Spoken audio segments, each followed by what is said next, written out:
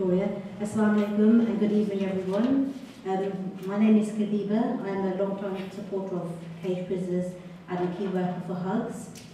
I'm a mother of just 6 children, so as you can imagine my life is pretty hectic on a daily basis, and you can imagine the noise in our house, and thankfully our neighbour's a little bit old so they can't always hear it all.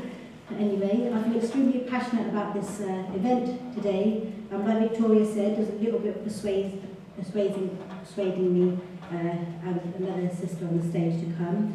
The reason I'm very passionate about this event is because I've been blessed with 5 daughters.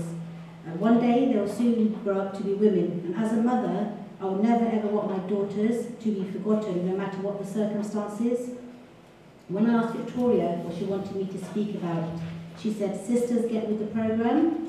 I had to think long and hard about what did Victoria actually mean. Is Victoria, who is an amazing role model to myself and I'm sure to many others, reminding us that as women we should be there as sisters for one another, especially at times of sadness and despair? Well, to be honest, I thought that was a no-brainer. When I came into Islam, I really believed that I became part of one big family, a part of Ummah that cares, that we were all brothers and sisters. I have had the honour of being a friend for some years now to some of the women that Victoria has written about in her book. I have met some of the most amazing people who have left an imprint on my heart forever.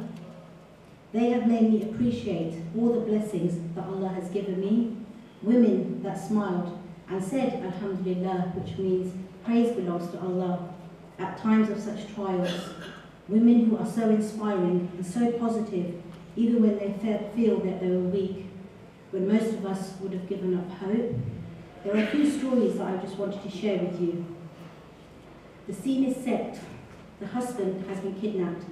In the middle of the night, he was thrown into the back of a car, blindfolded and handcuffed. So what does his wife do? What was her first reaction? Well, she goes to the freezer, grabs the ice cream tub, and starts eating the ice cream. Why, I asked her, why did you do that? She said, well, I knew that we'd have to leave quickly, and she didn't want the ice cream to go to waste.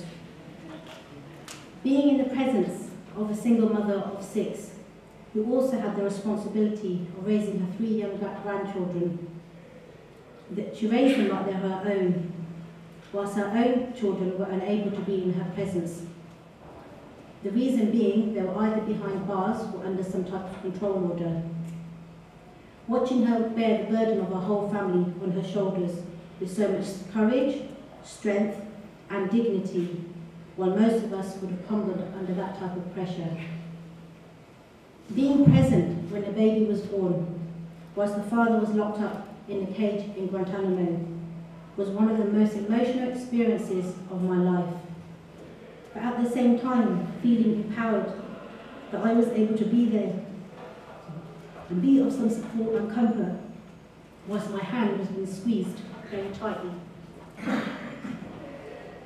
Walking through a mental hospital, not knowing what to expect, looking at the pain in her eyes, she looked dazed, like she wasn't really there, feeding her with my own hands, as she had refused to eat, sitting in the canteen, whilst the sky became red. The man in the grey suit said to me, while smirking, "Red sky at night, devil's delight." You can imagine what goes through my head every time I see a red sky at night. Question myself, had I done enough?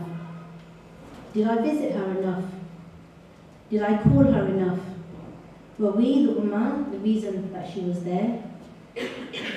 You start to go on a journey with the sisters, and it's a lifelong bond that I can't really explain. They have taught me to listen and not to judge. It's been a humbling experience to have been given the opportunity to be part of their lives. I ask myself, did these women really need me, or did I need them? Thank you.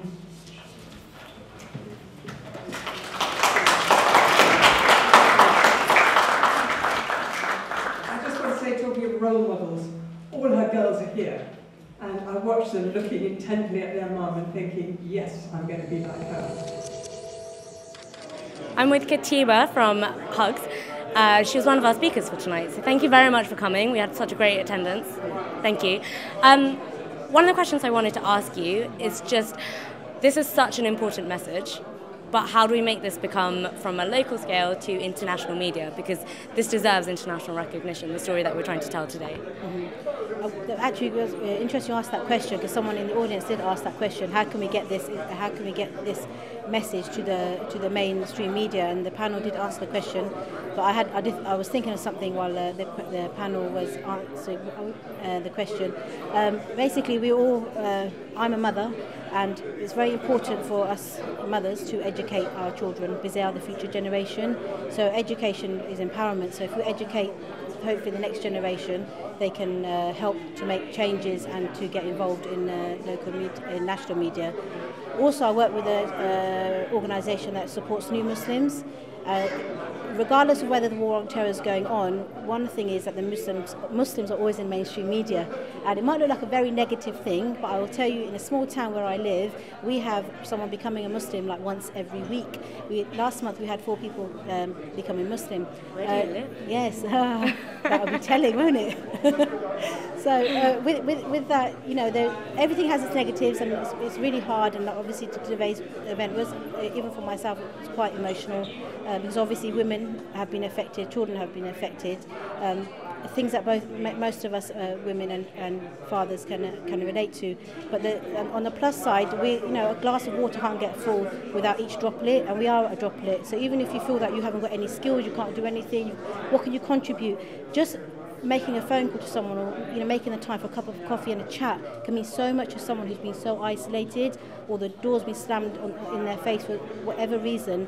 And I think I spoke about it in my talk, is the women have really taught me to listen and not to judge them, and that's I've taken along on board, and hopefully I'll pass that on to my children as well, as a general, on a day-to-day basis. So you might think that you're helping them, but I think sometimes we need them more than they need us to make us better people.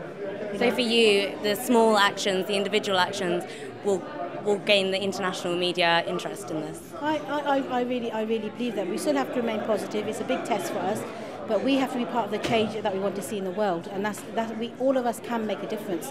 Even if you think it's something small, it could mean something big to someone else.